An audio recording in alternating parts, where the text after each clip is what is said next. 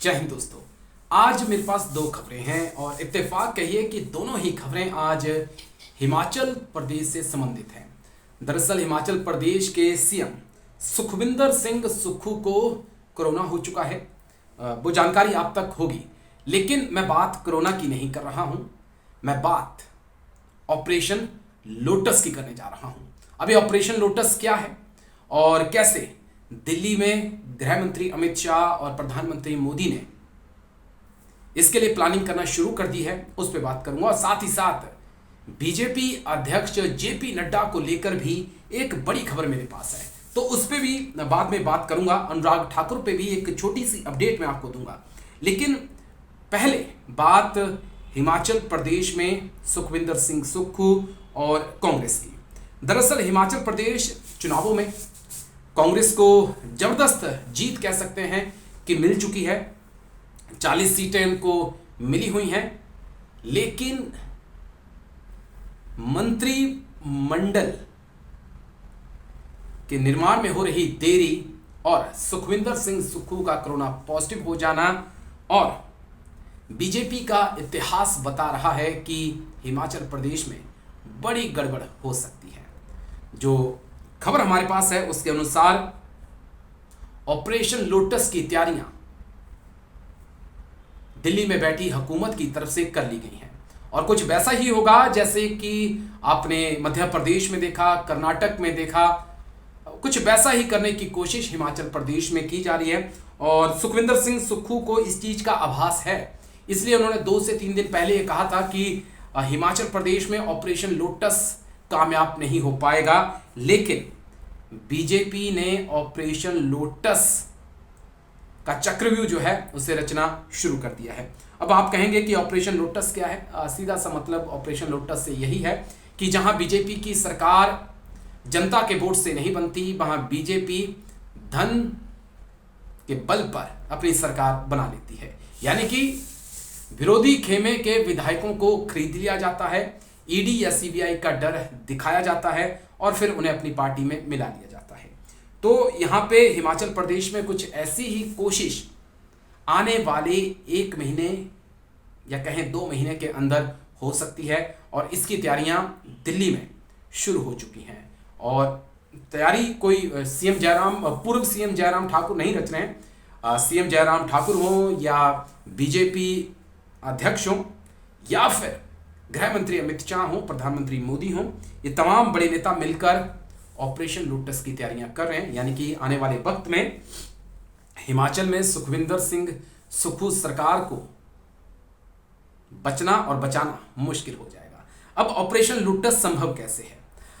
दरअसल अभी भी हिमाचल प्रदेश कांग्रेस के अंदर बेशक सरकार बन चुकी है, लेकिन बीजेपी की नजरें वीरभद्र सिंह के परिवार पर हैं।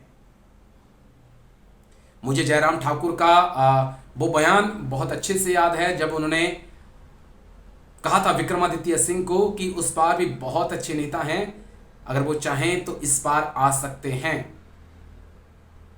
यानी कि ये चुनावों से पहले का बयान था। तो जिस प्रकार से सुखविंदर सिंह सुक्खू जो कि वीरभद्र सिंह के विरोधी माने जाते थे, उन्हें सीएम की कमान सौंपी गई है, उसके बाद कयास लगाए जा रहे हैं कि जो वीरभद्र सिंह के करीबी हुआ करते थे या विक्रमादित्य सिंह के करीबी हैं या रानी प्रतिभा सिंह के करीबी हैं, उन पर जाल फेंका जाए, उन्हें खरीदा जाए और फिर बीजेपी में शामिल किया जाए।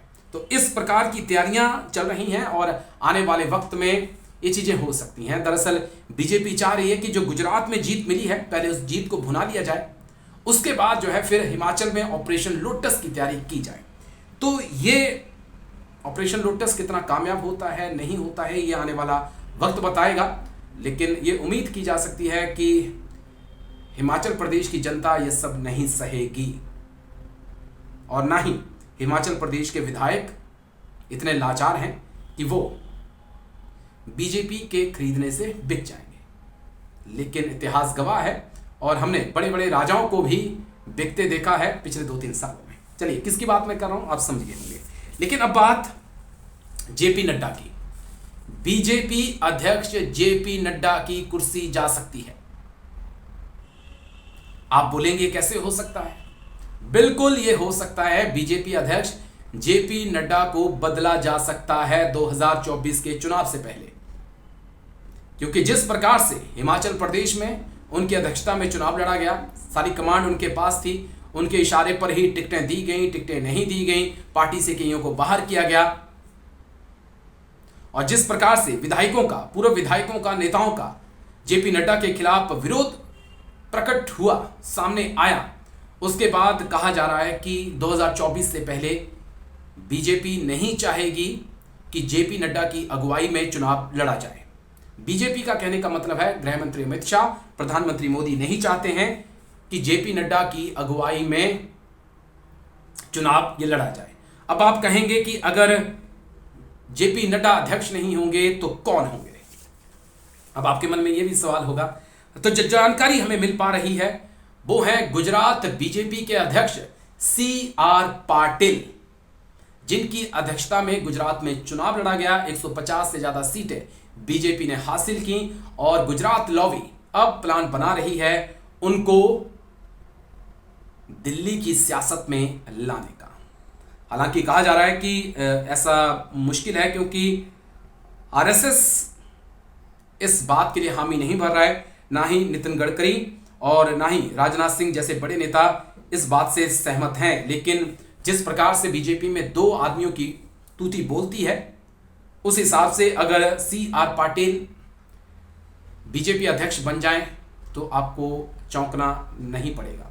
तो CR पाटिल को अब गुजरात से दिल्ली की राजनीति में लाने की कोशिश की जा रही है, और लोग बीजेपी के अंदर थोड़ा सा सवाल उठा रहे हैं कि प्रधानमंत्री गुजरात के, बीजेपी अध्यक्ष गुजरात के हो जाएंगे, गृह मंत्री गुजरात के हो जाएंगे, तो बाकी स्टेट के लिए फिर बचा क्या? और जो देश को चला रहे हैं दो बड़े कारोबारी, वो भी गुजरात के। तो इसको लेकर सवाल उठ रहे हैं, और बीजेपी के जो बड़े नेता हैं, नितिन गडकरी जैसे, वो नहीं चाहते कि लोगों के बीच ये संदेश जाए कि सिर्फ गुजराती ही देश को चला सकते हैं। चलिए, ये जेपी नड्डा को लेकर एक अपडेट है। ऐसा कहा जा रहा है कि शायद आने वाले वक्त में उन्हें अध्यक्ष पद से हटाया जा सकता है। अब बात अनुराग ठाकुर की। हमीरपुर जिले की चारों विधानसभा सीटें हारने के बाद अनुराग ठाकुर की लीडरशिप पर सवाल खड़े हो चुके हैं। हमीरपुर से वो सांसद हैं और कई बार वहां से चुने जा चुके हैं, लेकिन उनकी सांसद रहते हुए चारों की चारों सीटें अगर बीजेपी हार जा रही है तो सवाल उन पे खड़े हो रहे हैं, और ऐसा उड़ती उड़ती खबरें आ रही हैं कि उन्हें मंत्रिमंडल से बाहर किया जा सकता है। मंत्रिमंडल से बाहर का रास्ता अनुराग ठाकुर को दिखाया जा सकता है। तो ये कुछ बड़ी अपडेट थी, और अगर आप ऑपरेशन लोटस को लेकर क्या कुछ सोच रहे हैं, आपके पास जो भी हो आप जानकारी साझा कर सकते हैं। और इसी के साथ बीजेपी अध्यक्ष जेपी नड्डा को हटाना एक कह सकते हैं कि बड़ा झटका जेपी नड्डा के लिए और हिमाचल प्रदेश के लोगों के लिए हो सकता है। चलिए, वीडियो अगर आपको अच्छा लगा तो कमेंट जरूर करिएगा, लाइक शेयर सब्सक्राइब भी जरूर करिएगा। नमस्कार, जय हिंद, वंदे मातरम।